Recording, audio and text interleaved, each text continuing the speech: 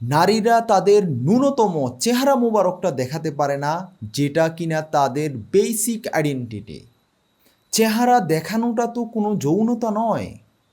কোনো নারীর চেহারা দেখেই যদি কোনো পুরুষের যৌন উত্তেজনা হয়, তবে সেটা তো ওই লোকের সমস্যা, নারীর সমস্যা নয়।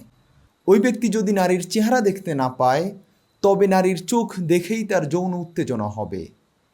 ওই ব্যক্তি যদি নারীর চোখও দেখতে না পায়, নারী যদি ওই চোখও যদি ঢেকে চলে, তবে ওই আপাদমস্তক নারীকে দেখেই তার যৌন উত্তেজনা হবে।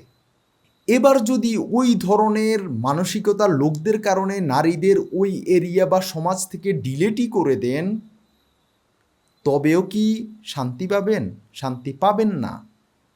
তখন তারা বাচ্চা শিশু ছেলেদের দেখে তাদের উত্তেজনা বাড়বে। সেটার প্রমাণ তো আপনারা দেখতেই পাচ্ছেন বিভিন্ন মাদ্রাসাগুলোতে, যেখানে নারী নেই, যেই মাদ্রাসাগুলো নারী মুক্ত, সেখানে কি হচ্ছে? বাচ্চা শিশুরা বলাৎকারের শিকার হচ্ছে। তবুও কি আপনারা বুঝতে পারছেন না সমস্যাটা আসলে কোথায়?